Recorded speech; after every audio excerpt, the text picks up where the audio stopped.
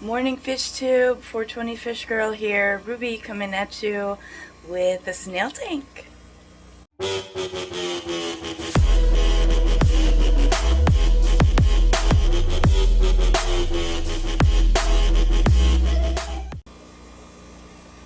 So what I'm going to do is just go over some of the species I keep in this tank.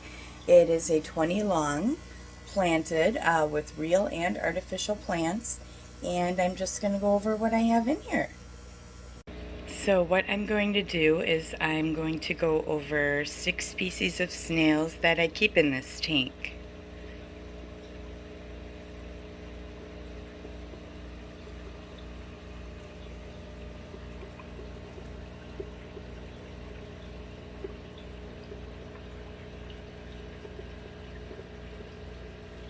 So I'm going to go over actually 7 species of snails that I keep in this tank. And those are bladder snails, Malaysian trumpet snails, ram's horns, rabbit snails, mystery snails, Neorite snails, and apple snails. So first is the bladder snail, and that is this teeny tiny little guy right here. Definitely the smallest species I keep in this tank. These are air-breathing snails with a sinistral or left-handed spire that points up, and it's got an aperture on the left, which basically means the hole. There's no operculum, which is just a fancy word for the door or trapdoor of the snail's shell. And the shells are rather thin and transparent. They like calcium supplements, plant matter, waste matter. They are hermaphroditic, so they do reproduce without having to mate with each other. They can just reproduce on their own. So therefore, for doing it quite rapidly, they are considered pest snails, and they hitchhike on aquarium plants and things like that, and they just reproduce like wildfire. Next snail is Malaysian trumpet snail, or people often call them MTS, and that is this cone-shaped brownish and tan grayish guy in the middle here. They are small freshwater tropical snails. They are considered pest snails because of their super rapid breathing rate, but they are not hermaphroditic. They do have to breed with each other, unlike the bladder snail. They eat, like the bladder snail, organic debris and plant matter, but not necessarily live plants. They burrow, actually, which is interesting because it's very beneficial for the plants and fish as it aerates the substrate in water. They get to about, I'd say, maybe an inch, maybe a little over maximum. Kind of like a rabbit snail. Here's a little, I just saw him, little baby guy. Oh.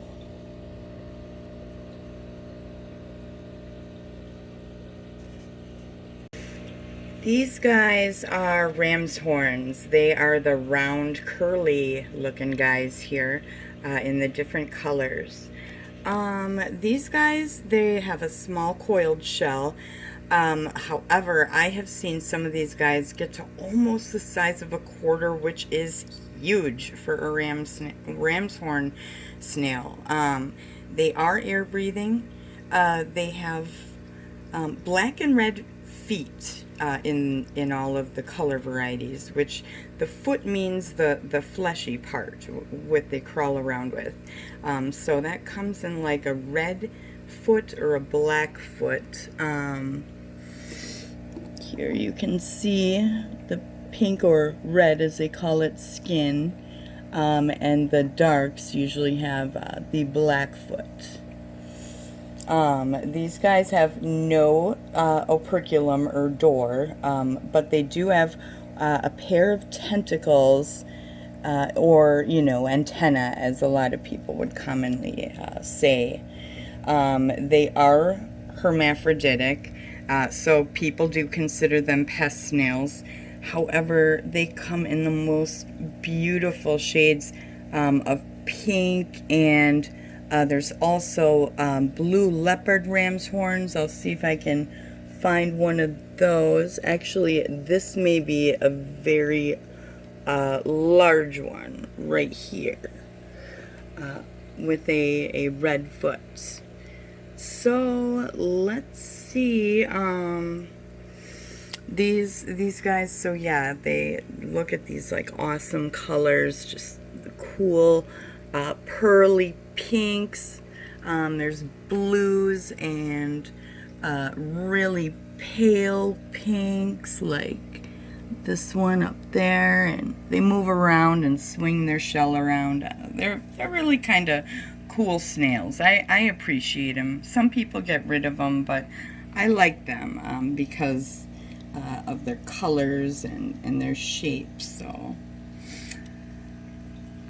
this is a rabbit snail. It is a green rabbit snail. Can't really see from the way it's hanging facing us, but these guys have long cone-shaped shells, and they're from Indonesia. There's about 50 species of these guys, and this one actually down here is another type of rabbit snail, a Hercules rabbit snail. This shell is just a little over 2 inches, absolutely huge, double the size of a regular ram's horn snail, or excuse me, rabbit snail, or the much bigger than the Malaysian trumpet snail, all the most popular cone-shaped snails in the hobby. They're peaceful and herbivores, but also can be omnivorous. They're oviparous, which means the eggs hatch inside the mother, and really actually good water quality is required for these guys. Nitrates, maybe a tiny amount, and ammonia and nitrites, preferably at 0 actually. They have a small door and that cone-shaped shell. These two guys here are mystery snails, blue mystery snails to be specific. These guys are of South American origin and a very popular snail in the aquarium keeping community. They're air breathers with siphons, which means they have a tube. They'll get near the water surface and extend a tube from their body that reaches up to the surface to get air. They do have a door or operculum, and these guys are dark or light-footed usually. I've never seen a blue mystery snail in person with a light foot. I've only seen them with black. They lay egg clutches above the water surface. Oh, I actually have one. There it is, with one of another mystery. Maybe it just got done laying a clutch. So once that dries a bit, I'm actually going to collect that, put it in a humid area above some water for the humidity, and keep an eye on them, see if we'll get some more babies. These guys require calcium to keep their shells intact, sometimes nutrient supplements, and good water quality. The only ones I have are blues in this tank at the moment, but they come in ivory, gold, even purple. This here actually is, or purple or magenta. That's a shell I saved from one of my magentas, and there's a blue hitchhiking right on top of it.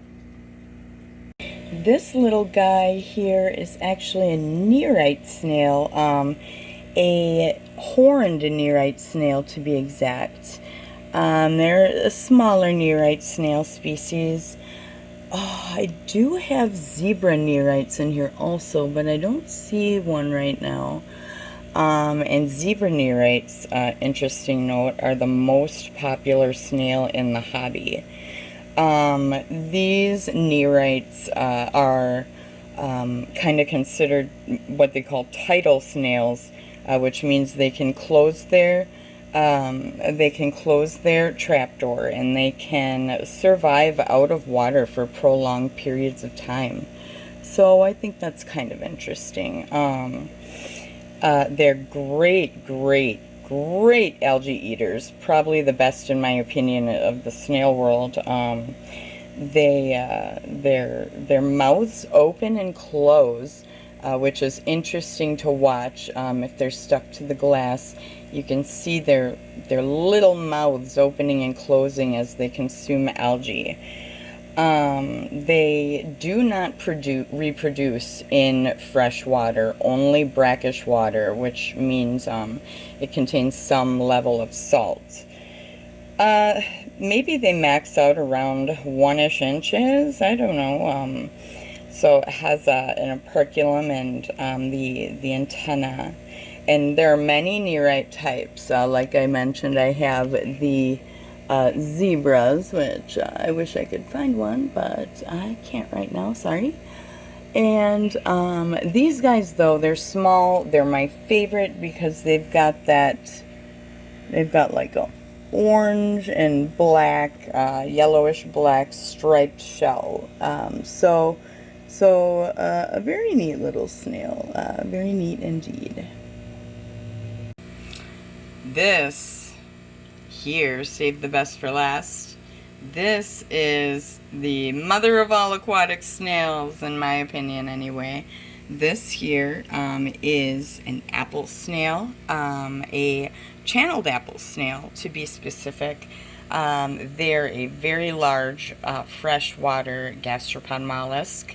And these guys are super interesting because they have a gill and a lung.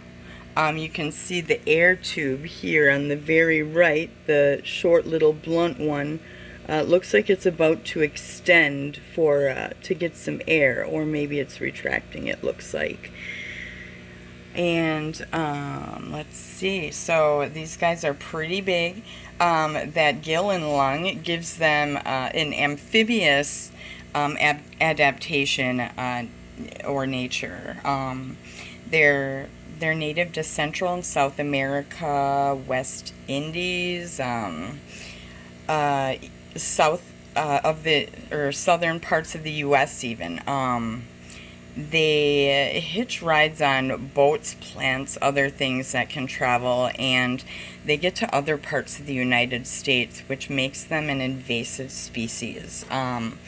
So they try to control these snails in areas that they don't naturally belong or reproduce. So they're also not sold in stores, imported, or shipped in the United States. These guys have really fast growth, especially in their juvenile age, which is up to an inch a month. I've seen some of mine grow as fast. So they require lots of calcium, and they can just devour vegetation, cucumbers and things like that at very fast, rapid rates. So these guys are also, you can see their shape. It's very similar, just like a large mystery. Here's another one I have back here on the wall. So very, very cool aquatic snails. Shh, don't tell. Just kidding. I live in Minnesota where they do not naturally occur, so anyway.